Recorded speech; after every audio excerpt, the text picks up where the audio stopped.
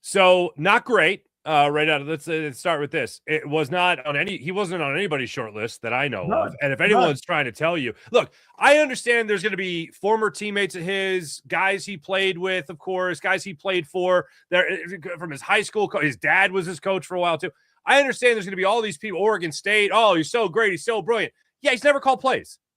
And when Jalen Hurts has a guy that has at least called plays for a year, he seems to do pretty damn good. He tends to go to the Super Bowl, as a matter of fact. You get a guy that hasn't called plays, well, then you better be a boy wonder. And that's what Sean Mannion needs to be, a boy wonder, to really figure out how to get this offense back on track, how to figure out how the offensive line is going to work for you next year, how to not be predictable, how to get Jalen to be less predictable. Like that, these are all things a guy who, as you said, 24, 25 months of being a coach has to figure out. That seems like a pretty tall order.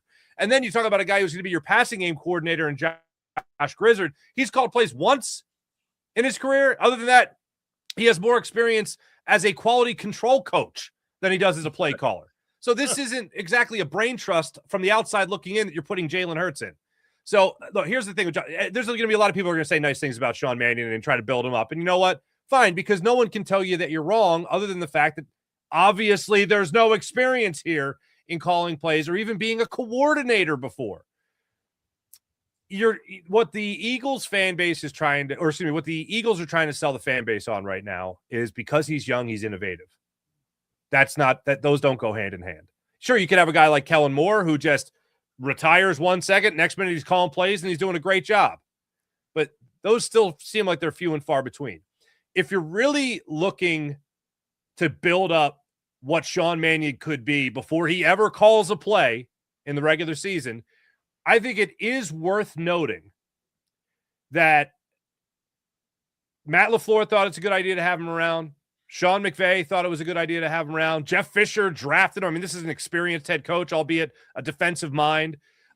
Pete Carroll, again, a defensive mind. He thought it was a good idea to have him in Seattle twice. We could talk about Clint Kubiak. We could talk about Kevin Stefanski, Kevin O'Connell. Like, these guys look at him and see a guy that could be a backup quarterback. And when you're a backup quarterback, it's not just about whether or not you can go out there and play. It's about whether or not you can get the starter ready to play, help the starter get ready to play, run other teams' defenses or offenses, excuse me.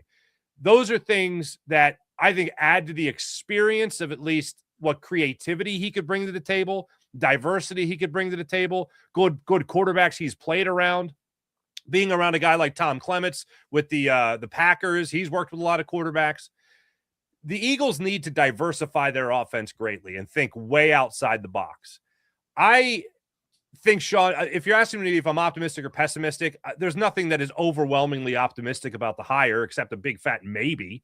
But there's nothing there that makes you go, oh, here's the proven track record of this guy turning guys around. Like when your brag is Malik Willis, like that's not exactly, blowing me away. You know what I mean?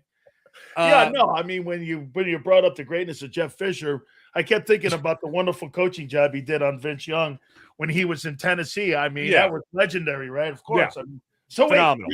So Farzy, when I'm in the offensive quarterback room and I'm Nick Sirianni, well, I've called plays. Hey, Kevin Patullo, you've called plays.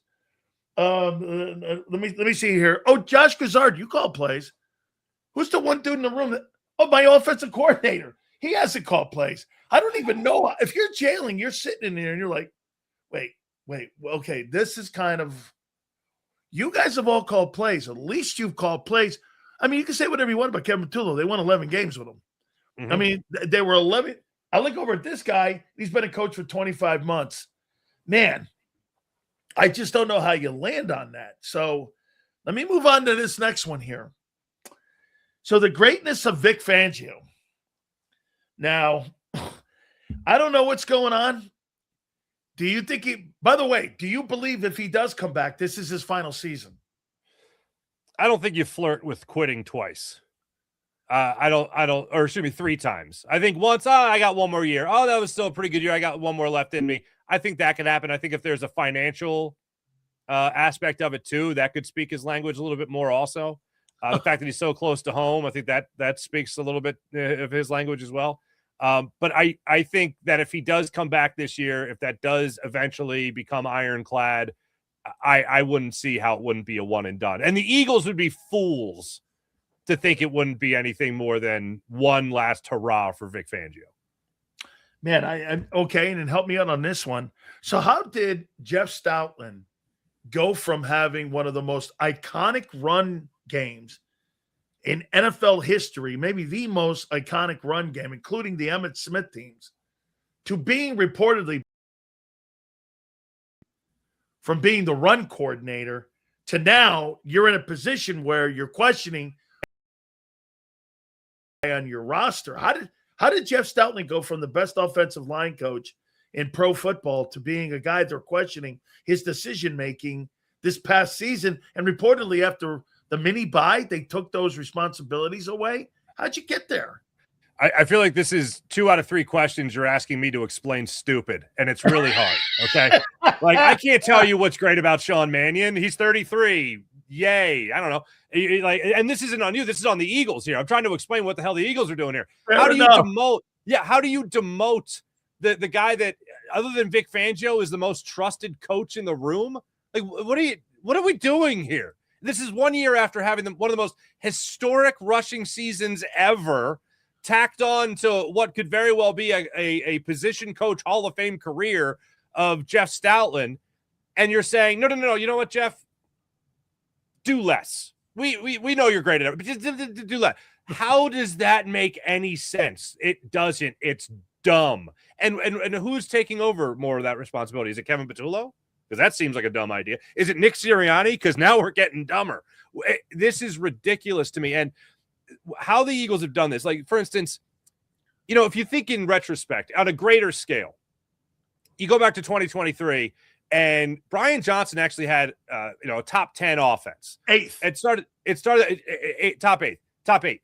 It started to falter towards the end. They had a couple like 19-point games, stuff like that. Definitely not a lot of flow to it. You can certainly point at that. Mistakes by Jalen Hurts, you can point to it like that. But on the defensive side of things, it was a train wreck under Sean Desai, and there were injuries that certainly played into that.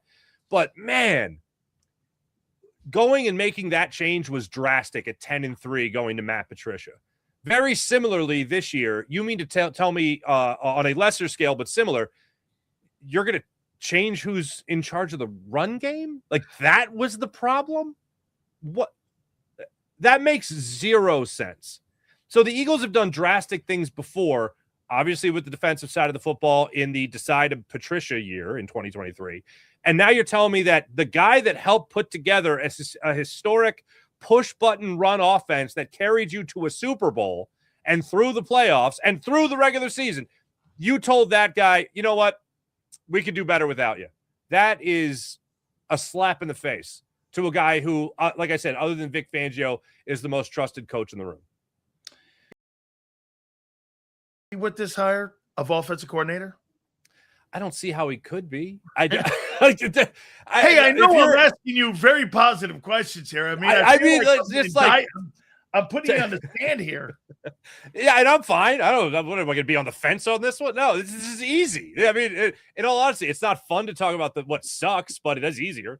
When you talk about AJ Brown, you're talking about the same type of thing you might be talking about with Jalen Hurts, and that is convincing somebody walking into a room with strong personalities. And this is what some people don't like about maybe why people turn this job down. You're walking into a room with a head coach that's going to meddle. Okay, you're walking into a room where an owner and a general manager are going to have heavy input on things. And you're also going to take on a quarterback here who has been to 2 Super Bowls, won one of them, and been an MVP. Like, that's a tough room to convince. Hey, no, I got the answers. So you want to be a guy with barely any experience walking up to AJ Brown and be like, hey, man, I know how to get you the football more. No. Just wait. I know how to. If you're still here, I know how to get you the football. Jalen Hurts. Hey, Jalen, here are the numbers. You're pretty good at throwing over the middle of the field. Can we actually do that more than once every 5 weeks? Because you're actually good when you do it. Like, how is that guy going to convince either AJ Brown that he's going to get the most out of him? How is he going to convince Jalen Hurts to expand his comfort zone? That's the thing that is more appealing about a more experienced play caller and someone who does have a track record in the NFL at working as an offensive coordinator, working as a play caller. That's a huge ask of someone who is very inexperienced, someone who has played the position of quarterback, but someone who is very inexperienced in terms of coaching and maybe looking around at other talent saying, I know how to get the most out of you, and I know how to make you look great in what offense I'm going to bring to the table. Do you believe Lane Johnson, this is his last year, do you think he's coming back or not? The fact that he didn't give it a go in the playoffs is very disheartening. And I understand that it could have been, and from what I understand, it was just more serious, and that's why he basically was held out as long as he did. I would find it difficult to believe he wants to go out like that, but the guy does have a lot of life in front of him. He has dealt with his issues in the past that he's talked about openly. I wouldn't be shocked if he hung up the spikes. I do wonder, though, if the competitor in him says, let me give this one more. If it maybe he's got a chip on his shoulder about the team going downhill without him. Maybe he's got a chip on his shoulder about the way Jeff Stoutland's name is being dragged through the mud recently. Maybe those things play into it, but this guy has nothing left to prove. He's had an incredible career. If he wanted to call it quits right now, he's going to the Hall of Fame eventually. If you're asking me to bet on one or the other, I would bet on the idea that he does hang it up. So I'm going to throw these names at you here, and you tell me back or not back.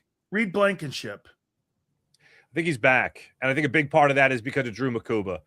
You don't want two young safeties back there. You don't want to start up with a new one. How much? Sorry, go ahead. How much? Yeah, I don't know how much you would go for right now on the open market. It does depend. I mean, you got to draw a definitive line in the sand. You got to carve a line in concrete that you won't go over if you're Howie Roseman, because you have other, and I know we're going to get to these names as well, but you got other guys you got to make sure you bring back as well. But Reed Blankenship, I will say,